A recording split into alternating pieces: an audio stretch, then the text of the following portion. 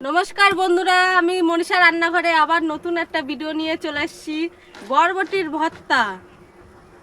দেখো, বরবটিটা সেদ্ধ করে নিচ্ছি। এখন সেদ্ধ করার পরে এটাকে বাটা হবে, ভর্তা তৈরি হবে। তোমরা দেখতে থাকো।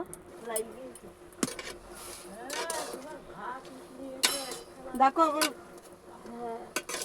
দেখুন বন্ধুরা, বরবটিগুলো সেদ্ধ হয়ে গেছে। এটাকে আমি এবার নামিয়ে নেবো। নামানোর পরে শিলনোড়াতে বাটা হবে।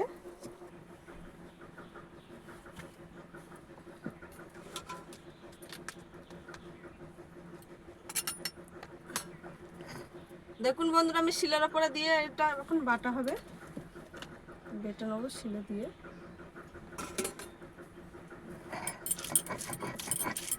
একদম মিহি করে বেটে নেবেন, নিয়ে দেখবে কত সুন্দর।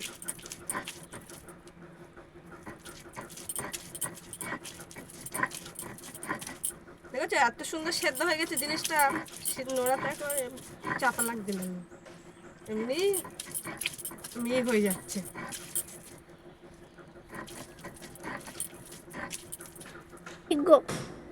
দেখুন বন্ধুরা, এর মধ্যে রসুন দিয়ে দেবো, কাঁচা লঙ্কা দিয়ে দিলাম, আর সামান্য পেঁয়াজ দিয়ে দিলাম। দিয়ে এটার সাথে বাটা হবে। আবার এরকম করে বেটে নেবো। রেডি। দেখো, বরবটিটা আমার বাটা হয়ে গেছে। এবার আমি দেখো তুলে নিচ্ছি। তেল দিলাম,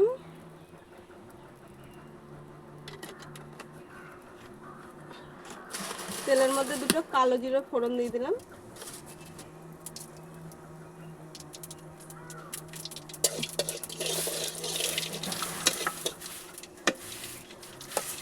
বাটা রেখা বরবটিটা দিয়ে দিলাম।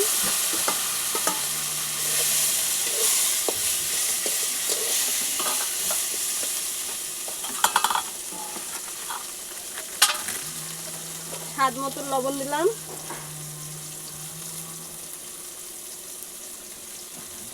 একটু হলুদ দিলাম।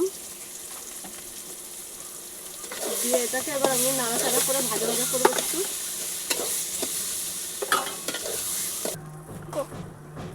স্বাদ মতো একটু চিনি দিলাম, অল্প করে চিনিটা দিলাম।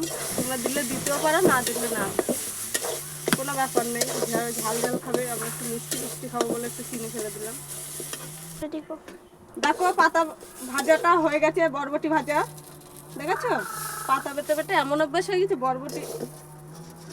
দেখো, নামাচ্ছি। কত সুন্দর হয়েছে দেখো। দেখো বন্ধুরা, হয়ে গেছে বরবটির ভর্তা। এরকম ভাবে একটু খেয়ে দেখবে, কেমন লাগে আমাকে একটু কমেন্ট করে জানাবে। এর উপর একটু সামান্য সর্ষের তেল ছড়িয়ে দেবো কাঁচা।